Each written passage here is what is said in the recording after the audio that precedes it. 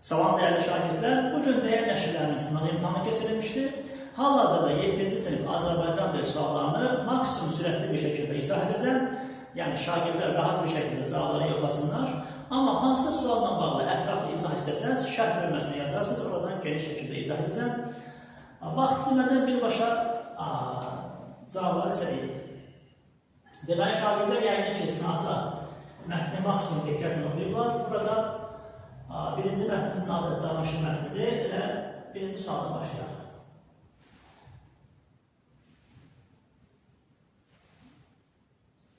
Çərçivədə verilmiş sözün mətndəkindən fərqli mənada, həqiqi və ya məcazi mənada işləndiyi cümləni müəyyən edin, yazın burada. Qartal sanki havada üzürdü, başımızın üstündən bir təyyarə üzüb keçdi. Fikir versiniz burada hamısında, yəni mətndəkindən eyni mənada işlənmişdir, yəni məcazi. Amma D variantına diqqət etsək, burada qayıqlar, gəmilər üzür yanaşır. Burada həqiqi mənada işlənmişdir. Bir də D variantı. İkinci suala diqqət edək. Mətn əsasən yanlış fikirdir. Burada qoca keşikçi Cavanşirə kömək edir, fikri yanlışdır. Çünki qoca keşikçinin işə qarışmasına ehtiyac qalmadı. Yəni, bu cümləyə diqqət etsəniz, hər şey ortaya çıxır. Keçək üçüncü suala.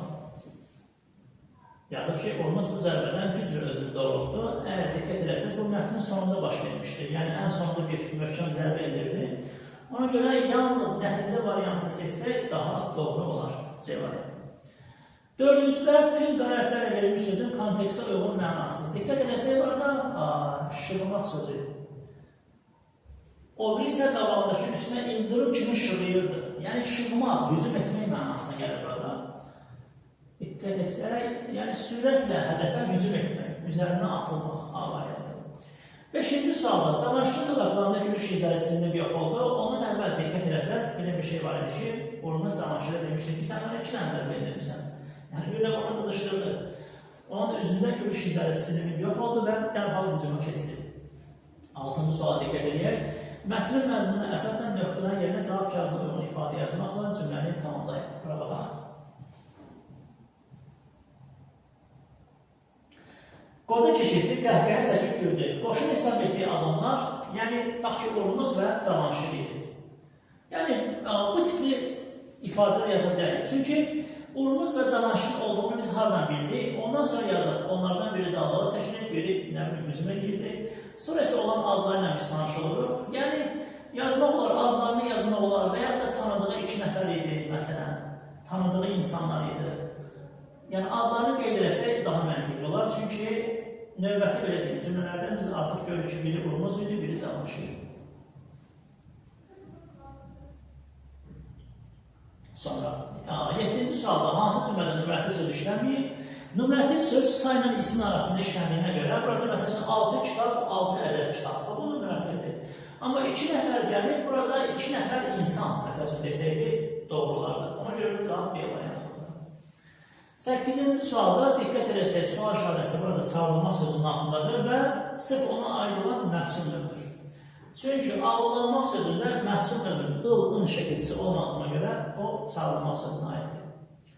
Hansı cümlədə fərqləndirilmiş söz qeyri-müəyyən təsirli halda deyil, bahar fəsli, baharın fəsli. Qeyri-müəyyən yəni ki, C variantı. 10-cu sual keçək.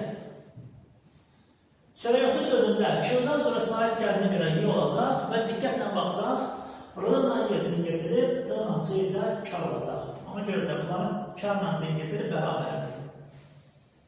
11-də düzəltmə sifəti soruşur, insan, insani keyfiyyət. Burada əşyəvi sözü çaşdırmasın, bu sadə sözdür. Çünki əşyə sözü dilimizdə yoxdur.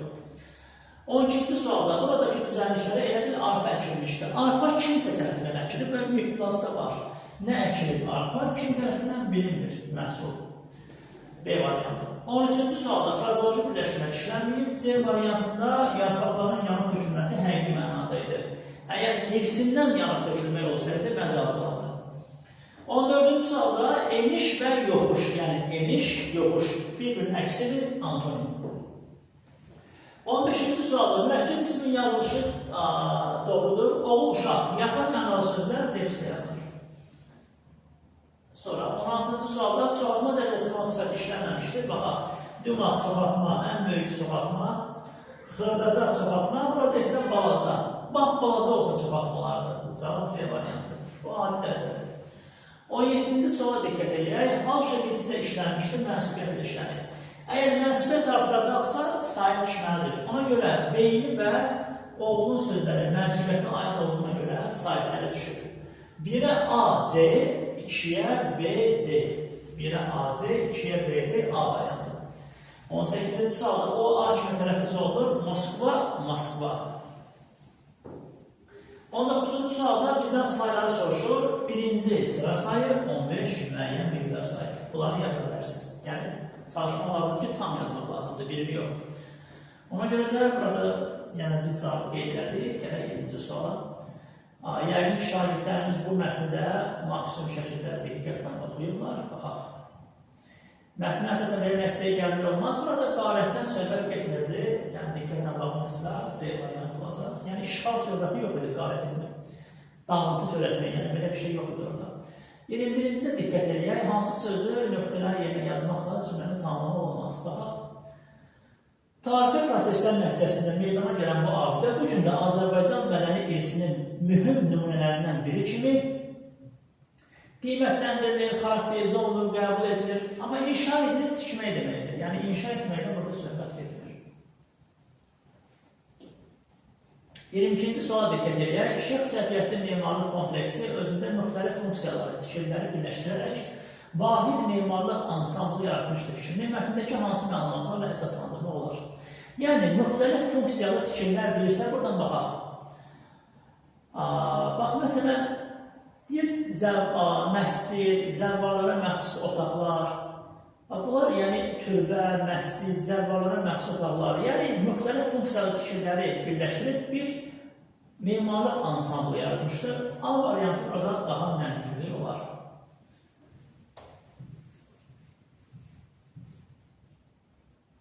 23-cü suala diqqət edin. Yəni, burada meydana gəlmək. Bir var kimsə, yəni insan meydana gəlir.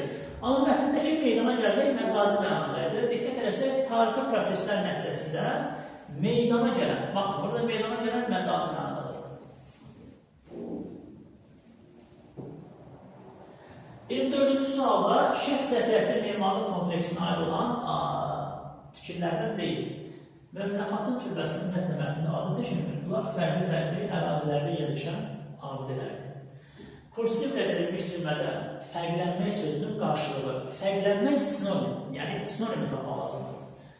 Baxaq, kursivlə yazılan, xüsusilə Səfəvilər dövrü memarlığı öz miqyasına, bəlli tərtibatı və funksional quruluşu ilə seçilir.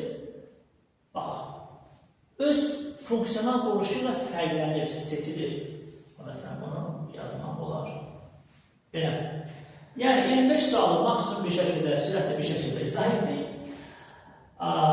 Video ilə bağlı, yəni hər hansısa bir fikirləriniz olarsa, yəni hansısa bir sualın ətraflı izahını istəyirsinizsə, şərh bölməsinə yazarsınız. Əgər video sizin üçün faydalı olursa, kanala abunə olmağı unutmayın. Təşəkkür edirəm.